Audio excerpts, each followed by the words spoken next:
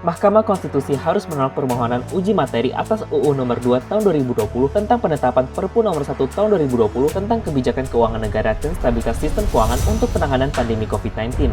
Proses pembentukan UU ini sesuai dengan ketentuan dan secara substansi isinya tidak bertentangan dengan UUD 1945. Para pemohon uji materi UU tersebut tidak memiliki legal standing yang kuat dalam melakukan judicial review ke MK.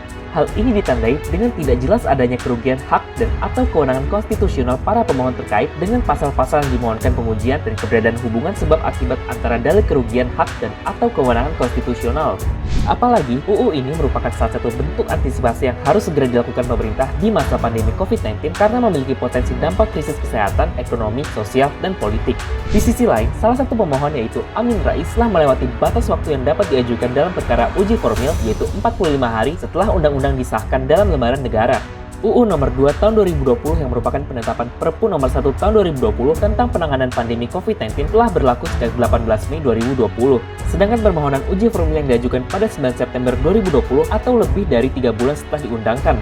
Karena itulah pengujian formil yang diajukan tersebut tidak memenuhi ketentuan sehingga semestinya perkara nomor 75/PUU 18/2020 yang diajukan oleh Amin Rais tidak diterima Majelis Hakim MK. Selain itu, para pemohon beranggapan bahwa kehadiran anggota DPR dalam rapat pembahasan dan pengesahan UU Nomor 2 Tahun 2020 berpotensi dipalsukan karena tanda tangan kehadiran anggota dilakukan sebelum menghadiri rapat secara virtual.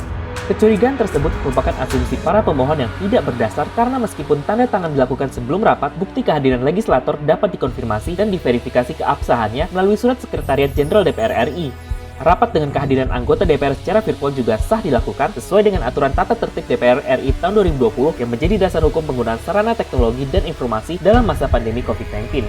Dengan berbagai pertimbangan tersebut, MK diharapkan menolak seluruh gugatan yang diajukan oleh pemohon di bagian petitum, apalagi UU ini merupakan hasil kesepakatan permusyawaratan bersama antara pemerintah dan DPR untuk segera mengentaskan permasalahan pandemi COVID-19.